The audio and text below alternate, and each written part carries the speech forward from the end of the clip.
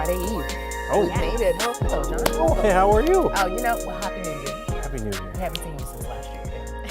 That's true. I forgot I was off yesterday. It happened so fast. It does happen very fast. We have a lot to update you on. Thank you so much for joining us for KARE 11 News at noon. Our top story today follows new developments in the ongoing investigation into what is now being confirmed as a terrorist attack in New Orleans. Cece, I know you've been keeping your eye on the latest with this. Yeah, we just got updates a few hours ago, actually. Investigators say they're still in the early moments of their investigation, but they're clearing up some big factors of what happened. So I'm taking you through the process, the latest that we know. Okay, and we definitely want to dig more into that. Let's go also to get a first look at our weather. Yeah, well, temperatures outside have dropped. I put the hat on today, so obviously we got some sunshine, right? Sun is out, which means we know it's dropping. 20 degrees out there right now. Feels like 9. It's not the coldest of days. This is a very seasonal day when you look at January's climatology data, but we continue that fall. That means tomorrow morning is even colder. These are current temps: 5 in Bemidji, 6 in Thief River Falls, St. Cloud 16. We still have those north winds. I think we'll hover right around the 20 mark for most of the afternoon here. You can see Moorhead, 14-mile-per-hour winds. So definitely some winds out there. And once you get north of St. Cloud, you're starting to see those wind chills dip below 0. Alexandria -4, Bemidji -8. So getting closer to that double-digit below 0 mark. Next 12 hours, we'll hover right around the 20 mark, like I said, kind of going around 18, 19, or 20. And then tonight, as we hold on to that northwest wind, it will cool us down even more. Single digits on the way into tomorrow morning. We'll track the fall in my full forecast. John, thank you. And within the past 2 hours, the FBI confirmed the attack on Bourbon Street in New Orleans yesterday was a terrorist attack. They have new details today about what the suspect did right before driving his truck through a crowd. Cece, I know that you've gotten to learn a little bit more about what happened just moments ago. I did, yeah. This afternoon, Bourbon Street is still blocked off, but we're told it should reopen later this afternoon. Until then, authorities are finishing up their extensive investigation and also focusing in on identifying a motive. While that happens at the scene, new video into our newsroom shows federal agents searching an Airbnb home rental in New Orleans. It's being looked at as a place where some of the explosive devices could have been built. What investigators know for sure is that 42-year-old Shamsuddin Jabbar drove a rented pickup truck through a crowd of people on New Year's Eve, leaving at least 14 dead and dozens more injured. Just a couple of hours ago, the FBI confirmed, as we mentioned, this attack was an act of terrorism and Jabbar acted alone. New Orleans officials say mechanical barricades around Bourbon Street weren't functioning and were being repaired.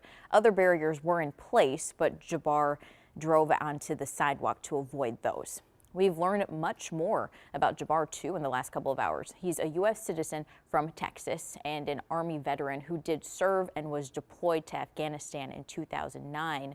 You may remember authorities were looking for any potential links to terrorist groups after finding an ISIS flag attached to the back of the rental truck, while police have uncovered videos where Jabbar said he joined the terror group. Jabbar was killed in a gun battle with police after he crashed his vehicle. Officials say they will reopen Bourbon Street at some point today to pedestrian traffic after it was cleared and cleaned. Workers were on site early today, pressure washing the roads and sidewalks. Cece, thank you. And following that attack, the college football playoff Sugar Bowl at the Caesars Superdome in New Orleans was postponed to today. Kickoff is in just about 3 hours. The game between Georgia and Notre Dame is set for 3 this afternoon. Officials say that they're confident it will be safe. The decision to postpone yesterday came after the Superdome underwent a security sweep because of the discovery of IEDs at the scene of the attack. Both teams spent the day in their hotels, and all of the players and staff were accounted for. We do know at least one Georgia student fan was hurt in that attack. Coming to see Georgia, Notre Dame, great game, etc.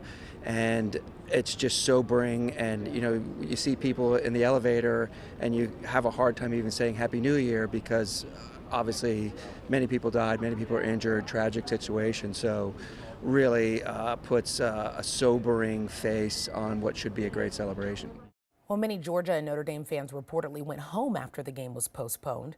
The Peach Bowl in Atlanta and the Rose Bowl in California went on as planned yesterday. Meanwhile, about 1,700 miles from New Orleans, authorities are investigating whether a Cybertruck explosion outside of the Trump Hotel in Las Vegas was a terrorist attack. This video shows the explosion and the aftermath. Officials say that the truck was loaded with fireworks, gas, and camping fuel and was detonated from inside. We learned in the past 2 hours that the person in the truck was an active duty U.S. Army soldier. The Associated Press reports that he's been identified as Matthew Livelsberger. He died in the incident. Officials say the truck was rented in Colorado. We were able to trace that truck through the Tesla charging stations, and it arrived here in Las Vegas this morning at about 7:30 and went up and down Las Vegas Boulevard before immediately pulling into the Trump Towers. The Cybertruck was rented using Turo, the same app used to rent the truck in New Orleans. But right now, the FBI says they do not have a definitive link between the two incidents. Well, in just over an hour, a man charged in connection with the deadly crash in St. Louis Park will make his first court appearance. 38-year-old Jeremy Sherman is facing criminal vehicular homicide charges after police say he was driving under the influence and hit two people. The crash happened Monday night on Meadowbrook Road. A 51-year-old woman died, and a 60-year-old man was left with serious injuries. Across the country, we saw homicides drop. But right here at home, that just wasn't the case. Audrey Russo has a look at the 2024 numbers here in Minneapolis. When it comes to reducing crime in Minnesota, law enforcement says the goal is to get things back to pre-pandemic levels. So how well is that working out? Well, let's start with the most serious crime, homicide, and let's take a look at the numbers in Minneapolis. Back in 2019, there were 48 murders in Minneapolis. Once COVID-19 started, though, the city saw those numbers rise, peaking at 94 in 2021.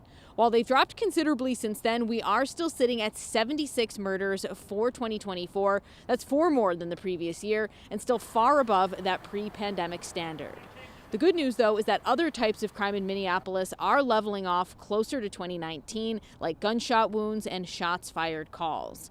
Now, across the river in St. Paul, 2024 saw 30 homicides, down 3 from the year before and down from 2022's record of 40. But if pre-pandemic crime levels are still the goal here, they have a ways to go before they reach the average 17 murders per year from before COVID-19. Across the metro, other types of crime are moving in the wrong direction. For example, robberies rose about 10% in 2024. And a group tracking national police data reports that in Minnesota, aggravated assaults were up by about 2.4% in 2024. Violent carjackings, on the other hand, are trending down after a move by the U.S. Attorney's Office to prosecute all adult offenders. Back to you. Well, tomorrow in Wisconsin, a Dunn County correctional officer will be laid to rest. In the last 24 hours, the sheriff's office held a vigil for Jeffrey Reynolds. Reynolds was at the intersection of County Highway E and Highway 12 when a suspected drunk driver hit and killed him. Dunn County Sheriff Kevin Bigdy said he was 2 miles away from work. He said Jeff was a quiet guy who perfectly timed all of his jokes. Around 100 people attended the candlelight vigil to show their respect. I think this is, kind of a stepping stone in the grieving process of being able to gather together and come together with a purpose of moving forward through our grief and doing it together. Big D said Reynolds will be hard to replace. His service will be held tomorrow in Eau Claire.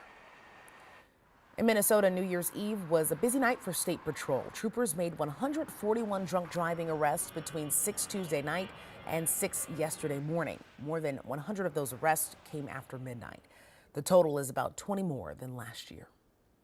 Well, hospitals across the state have a New Year's tradition and competition. Who will have the first baby born in 2025?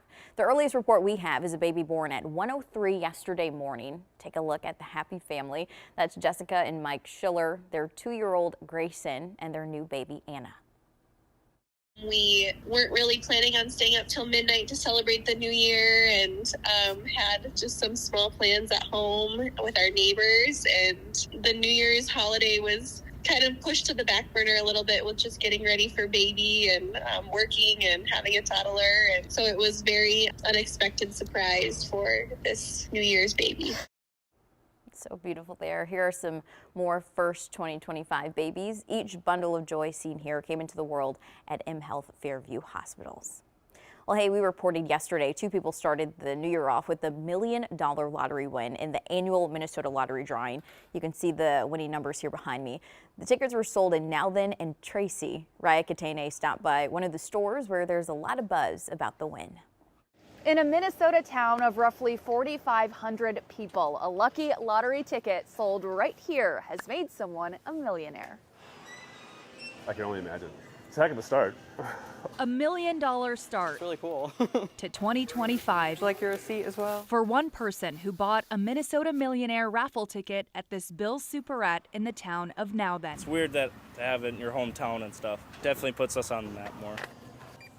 No kidding. Mike Keller from Elk River No, I didn't get anything. is not a winner this time, Moving forward, yeah. Oh yeah, always. but he's one of many still trying their luck. Not a lot, but I'll always dabble. I stopped in at the Nowthen gas station to get some scratch-offs. I was hopeful, but I don't think it's me. I know I've had a couple people that are like, man, I bought mine here and I didn't get it. Oliver Fennell has worked at the locally owned gas station and convenience store for just a couple of months. Hi. People are like hyped up and excited that our little town had a $1 million winner. Lottery officials say 800,000 Minnesota Millionaire raffle tickets sold out in just 15 days, the fastest sellout ever in the Minnesota Lottery's history. $19. Oh yeah, tons. Every day. Even if you didn't win the $1 million prize, make sure you check your numbers. More than 15,000 winning tickets were sold, including prizes of $25,000, $50,000, and $100,000. That would be great to start the year that way. I'd say it's a pretty big deal for us because we're not big on the map, you know. We're just a small little gas station, so it's pretty cool. A small town. I wouldn't say anything like that would ever have happened here probably, so. Kicking off the new year in a big way. No matter who the winner is, the folks here tell me that winning ticket means a lot to this town. Reporting in Nowthen, Raya Katene, KARE 11 News.